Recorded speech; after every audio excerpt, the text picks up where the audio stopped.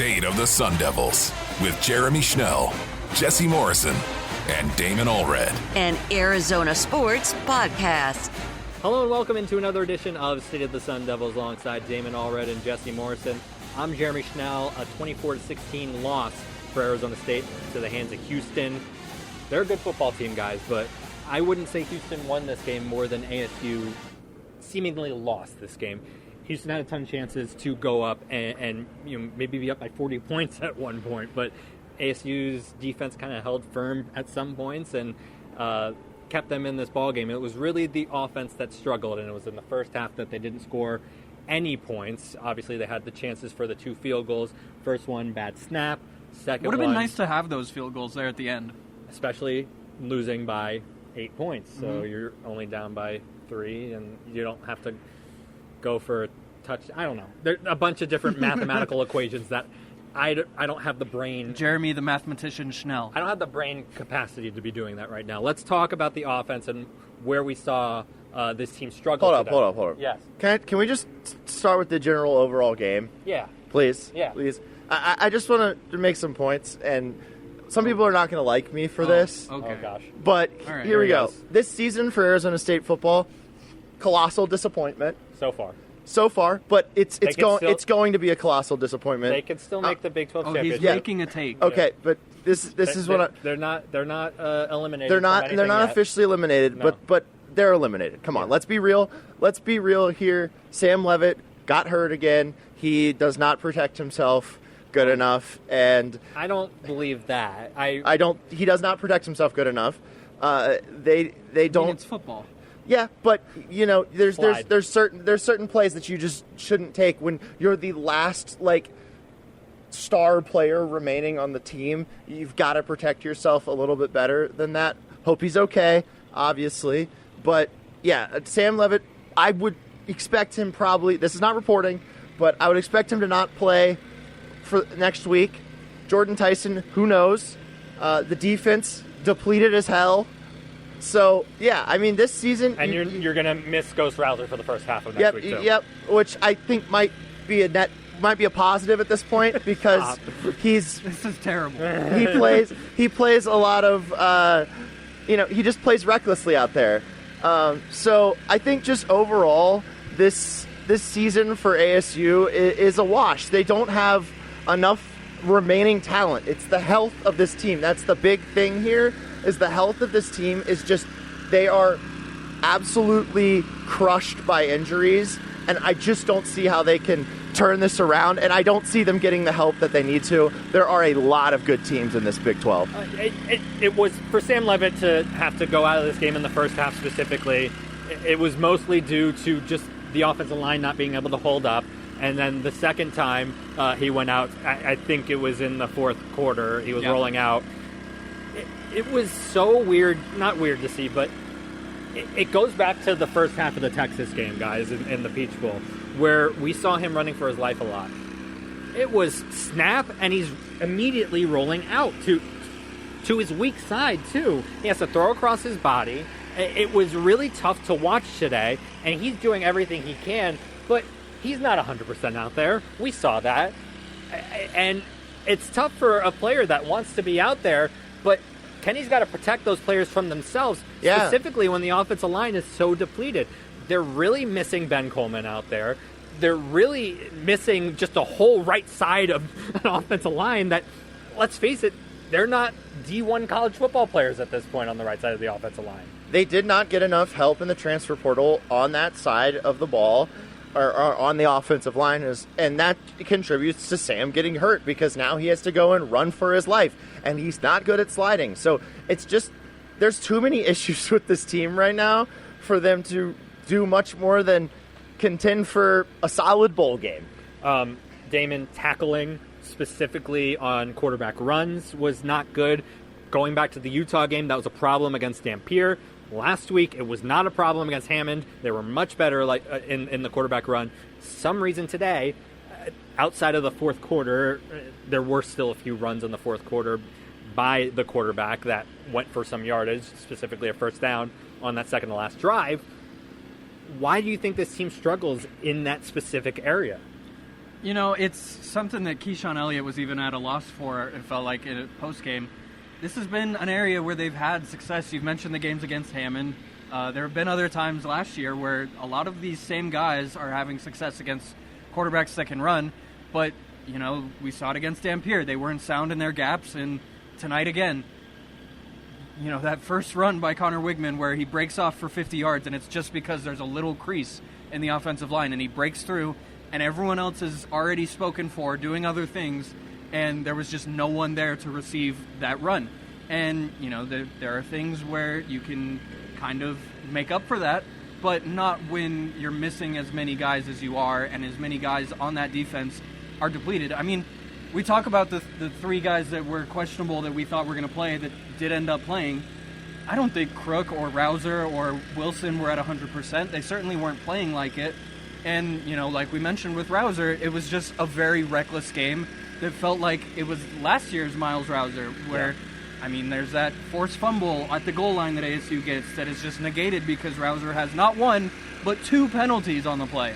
And then later the targeting. And, my goodness, the amount of penalties that were just ridiculous, like the 50-50 ball, the pass interference on Keith Abney, and then, guys, the students. We got to talk about the students throwing items onto the field. Yeah. That was just very disappointing to see, especially after it's been a point of emphasis for the Big 12. That's $100,000 out of the athletic department's Yeah, pocket. most likely. And no, that's $100,000. That's a $100,000 fine. And It just hasn't happened yet. That's what I'm saying. It's so that's money that could be going into this football program that now they have to pay a fine for. Yeah, which is very disappointing. Yeah, I'm gonna say this right now, but the refs aren't out. This is something that sports fans, that bothers the crap out of me with sports fans. The refs aren't out to get your team. They're not favoring your team over the other team. I think that's difficult to say. No. Hold on. No. Whoa, dude. Because specifically what happened this week in the NBA. That's difficult to say. So you can't, because there's not been proof of any match fixing by referees in any sport except for baseball so far. You mean basketball? No, there was a baseball match fixing scandal with umpires. It has not gotten into college football I'm saying about officiating. So it's hard to say specifically. I understand why the fans would be mad and disappointed about officiating, but that does not constitute throwing things onto the field. Yeah, but what I was trying to say is that the team was playing badly before the ref thing started. But there were bad calls that benefited ASU in this game multiple times. And so to think that like the refs were out to get ASU, that just was not the case. I'm sorry. And to throw things on the field that makes you look bad as a fan, that makes the university look bad as a fan, or that makes the university look bad in general, and it takes money out of stuff that could go to the program. And if you care so much, maybe stay for the entire game. That's something else too. So many people left, and then it became a one-score game at the end. But okay, I'm not gonna continue going here. But for so many people to leave and then for that to happen too, it's just overall just a bad day for ASU fans. And it had been good this season. Yep. They were working on a sellout streak. All 5 home games so far were sellouts. Great crowd. A 10-game home winning streak now comes to an end as well. And my goodness, you had a really good thing going with this home field advantage. You hope that it doesn't spiral now that this loss has happened. You didn't see it spiral after the Utah loss, but that was a loss that happened north of here. It wasn't one that happened here. We have seen now what this ASU team can look like when they're as depleted as they are. And, you'd hate to see fans kind of, buy out of that situation. Yeah, it's a good point, Damon. I do want to talk about the penalties specifically, though. Most of those flags were correct. I would say pass interference on Abney was the correct call. I would say the targeting penalty on Rouser, correct call. Offsides call on Rouser, correct call. The special teams penalties. Yeah. 3 out of the first 4 returns we're going to get there. Were penalties. The illegal shift, unfortunately, on the Mateer touchdown that got called back, the correct call. An incredible one-handed grab by Mateer, by the way. And then, of course, the targeting that wasn't called on the Eusebio catch, the correct call. Wasn't targeting. Correct. So, yes, referees, very difficult job. but they made good calls today, and unfortunately ASU was just a little undisciplined today. And now specifically in special teams, multiple penalties on special teams, including a kick out of bounds that was field position hell for ASU. Also, field position hell, they had the ball starting on the 10-yard line, the 9-yard line, the 5-yard line on different special teams mishaps. Special teams wasn't good again 2 weeks in a row. There are things that may need to change. Jesse, I know you have really strong takes on this. I asked Kenny Dillingham after the game about specific personnel changes that might be made. He did not go to coaching. He went to players. Yeah.